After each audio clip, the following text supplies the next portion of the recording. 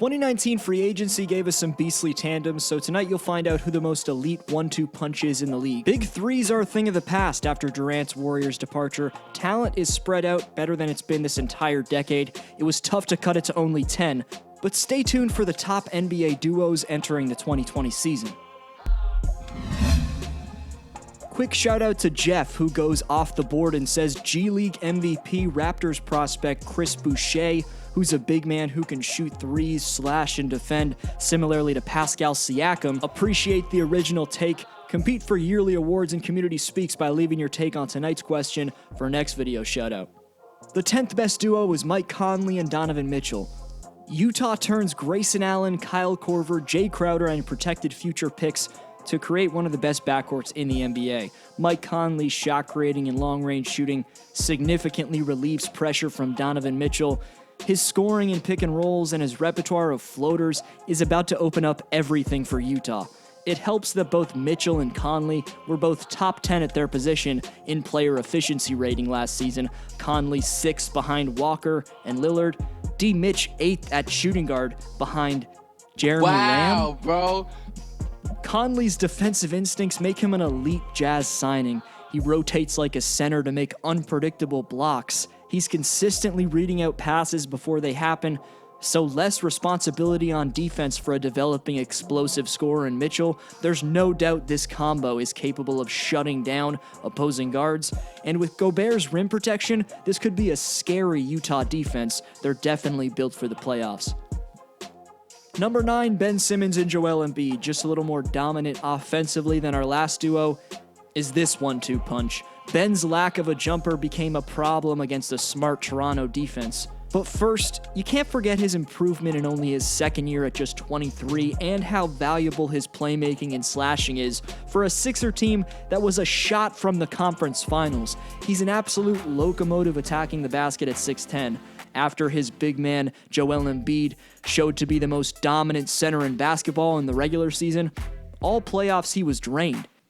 Now you add Al Horford, who will keep Joel fresh for the biggest moments. It was an embarrassing finish to their 2019 year, but Simmons and Embiid is still a damn legit duo. Ranked 8th is Lillard and McCollum, whose Blazers blew several halftime leads in Game 1 and 3 of the conference finals.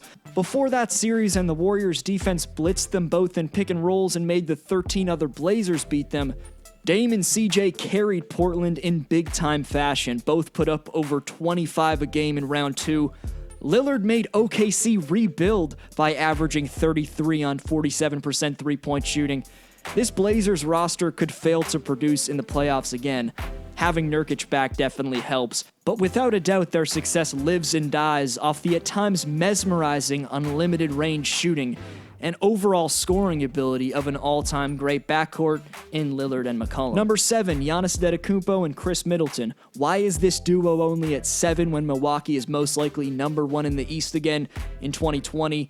And these were just their top 2 scorers last season. A, the individual greatness of Giannis and the amount he contributes to the Bucks' success. And B, the collapse of Chris Middleton's three-point shooting last playoffs. Giannis was shut down by Kawhi and wasn't great either, but we know what these two, specifically the Greek Freak, will bring throughout the regular season and for at least the first 2 playoff rounds. Giannis is most likely the new king of the East. Middleton's a valuable shooter, of course that's a flaw for Antetokounmpo, but Chris was trusted as a second option last spring and proved that he's just a glorified role player. That's why this duo ranks so low. The 6th best 2020 duo is James Harden and Russell Westbrook. Houston definitely needed a change after CP3 was again riddled with injuries throughout 2018-19. And their 36 points per game scorers seemed to hate Chris when they weren't in State Farm commercials at least. Here's really why the Westbrook trade makes Houston better. Westbrook's shooting struggles are a concern, and you'd love if he could shoot the respectable 34% from 3 like he did in 2016-17. But in every other area than shooting, which is very important, especially in today's NBA, don't get me wrong, but in every other area than that, he's an upgrade over CP3. Whether it's the fast pace he plays at, the pressure he puts on other guards with his speed and size, or his playmaking, Russ should play the part of an exciting Robin next to James. There's questions over if these two will share the ball, but don't forget Harden and Westbrook's egos have proved they can sustain themselves on a West champion in OKC. Question is, Rockets fans, does this move finally get you past the West Finals? Does it even get you back there in the Monster West? Number 5, Jamal Murray and Nikola Jokic. The Nuggets' up-and-coming young duo have a nearly equally impressive supporting cast around them in Denver. Within 2 to 4 years, this could easily be a top 1 to 3 duo in the NBA. Nikola Jokic just led the NBA in real plus-minus and added to his legacy as the greatest passing big of all time. He was 4th in MVP voting, then he drastically increased his efficiency in scoring in the postseason, 20 points a night in the regular season, 25 a night in the playoffs, while upping his three-pointer by 10%. The pressure's now on for Jamal Murray to take the all-star step. He can create shots amongst the elite. The pull-up shots he puts in make him look like a superstar. So if he stays consistent with his shot and his scoring and playmaking improve again in his 4th season, then this duo becomes a lot more legit. Number 4, Kevin Durant and Kyrie Irving. Obviously, in 2019-20, Durant will be out recovering from his Achilles tear. It's the same leg where he broke his foot in 2014, but other than that, Kevin has a very limited injury history. KD will be 32 by the time he returns. That's not as old as Kobe was when he had his Achilles tear. We've seen LeBron dominate at age 32, and Kevin's wiry frame, lightweight for his size, that's going to allow his body to recover easier than the average player would be able to after an entire year of a recovery process that's already started. At the very least, we're going to see 80% of what Durant used to be. He's still going to be a top talent that puts Kyrie back in his role as the second fiddle. So at their peak, this is maybe the best pure scoring duo in basketball. Of course, Durant's health puts that into big-time question. Number 3, Steph Curry and Klay Thompson. Thompson's ACL tear gives the future of the Splash Bros the same circumstance as Kevin Durant and the Nets. Based off the Warriors losing Durant and Thompson, they're obviously going to win a lot less. But Lakers broadcaster Michael Thompson had this prediction on Friday.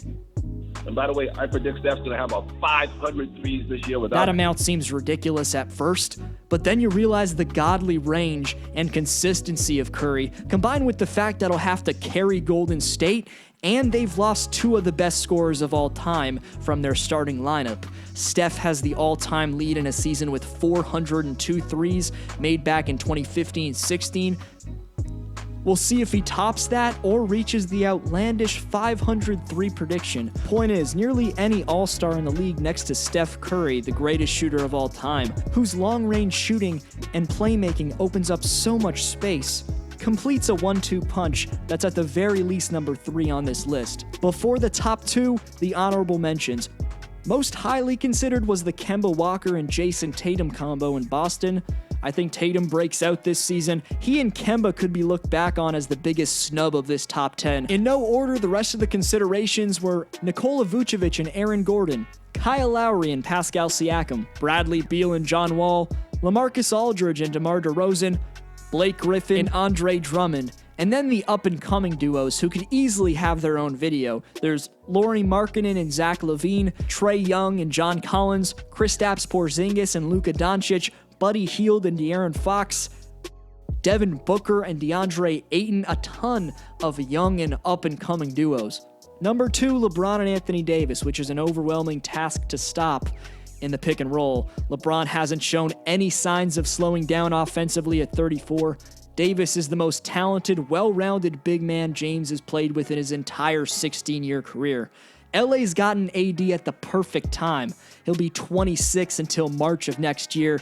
He won't hit his peak for another year or 2. There's going to be many more years where we witness AD as one of the most valuable defensive big men in the NBA. Maybe there aren't many more years for old Bron, but the man's still 1 year removed from the most dominant individual run to an NBA Finals in history, just carrying the Cavs in 2018. Sure, he's turning 35 in December, but LeBron's nearly had 0 injuries like KD in his entire career.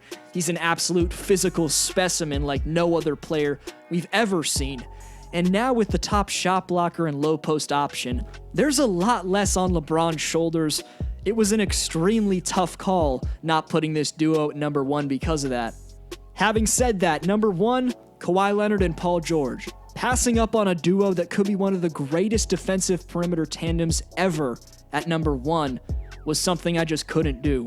George and Leonard were second and third in defensive rating among forwards last year while combining to average 56.5 points per game.